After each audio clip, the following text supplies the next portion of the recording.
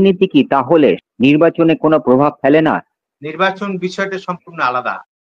আজকাল নির্বাচন যেভাবে পরিচালিত হয়, যেভাবে টাকা দিয়ে ভোট কেনা, যেভাবে মানুষের অ্যাকাউন্টে টাকা ঢুকিয়ে দেয়া, নানা রকম স্কিমের মধ্যে দিয়ে যেভাবে সরকারি টাকাকে নয়ছয় করা হচ্ছে কেবলমাত্র ভোট কেনার জন্য, এবং গরিব মানুষ যাদের কিছুই নেই, যাদের কোনো চাকরি নেই, যাদের কোনো কর্মসংস্থান নেই, যাদের যাদের অনাহারে থাকতে হয়, সেই মানুষগুলোকে তারা টাকার বিনিময়ে, এবং এই যে স্কিম, এই স্কিম কিন্তু আপনি ১০ বছর ১৫ বছর আগে পাবেন। এই স্কিমের মধ্য দিয়ে তাদেরকে টাকা দিয়ে, তাদেরকে ঘুষ দিয়ে ভোট কেনার চেষ্টা করা হয়। আর তার সঙ্গে আছে মাফিয়া, যে মাফিয়া আজকে গোটা দলটার সঙ্গে মাফিয়া যুক্ত। ফলে তাদের সঙ্গে আছে মাফিয়া।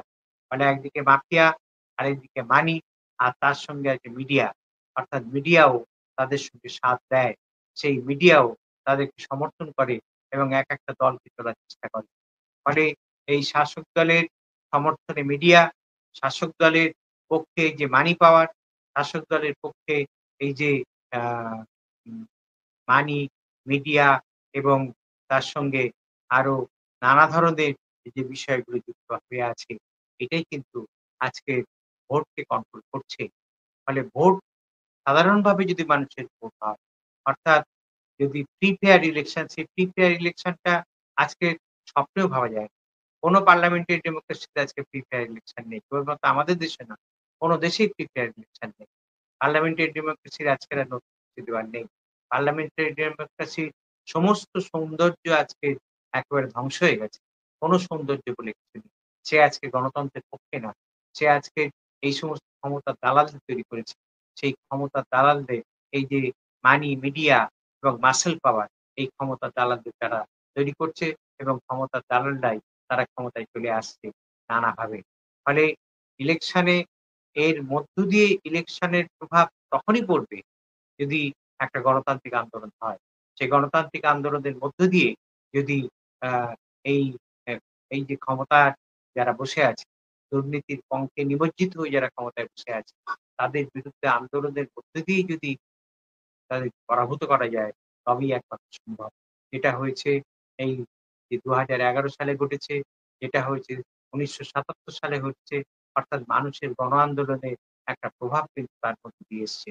ফলে চিরদিন দুর্নীতিবাজরা ক্ষমতায় থাকবে, এটা কিন্তু কখনোই ভাবা সম্ভব না।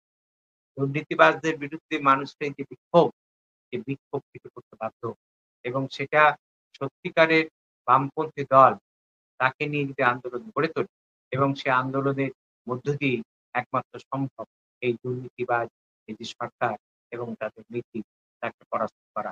ফলে নির্বাচনে সম্ভব।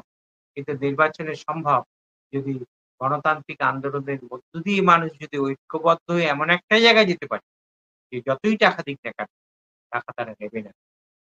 সমস্ত মাসল পাওয়ারকে তারা মানে পরাভূত করতে পারবে। সমস্ত মাসল পাওয়ার তারা রেজিস্ট করতে পারবে। এবং মিডিয়া যেভাবেই তাদেরকে ভুল বোঝানোর চেষ্টা করুক না কেন, মিডিয়ার পক্ষে তারা কর্ণপাত করবে না। অর্থাৎ মিডিয়ার ভ্রান্ত প্রচারে তারা কর্ণপাত করবে। কোন একটা দলের পক্ষে যে ভ্রান্ত প্রচার, সেটাতে কর্ণপাত করবে না। এই যদি একটা সিস্টেম তৈরি হয়, তাহলেই একমাত্র সম্ভব যে নির্বাচনে কোনোভাবে একটা বিকল্প রাস্তা দেখে, নতুবা এটা, কিন্তু আমরা মনে করি এটা চিরদিন চলবে। এর বিরুদ্ধে প্রতিবাদ হবেই, এর বিরুদ্ধে আন্দোলন হবে, এবং সে আন্দোলন হচ্ছে, এবং সে আন্দোলনের মধ্য দিয়ে এই শক্তি পরাজিত হতে বাধ্য। যেটা আমরা দেখেছি সাম্প্রতিক উদাহরণ কৃষক আন্দোলন, সেই কৃষক আন্দোলন আমরা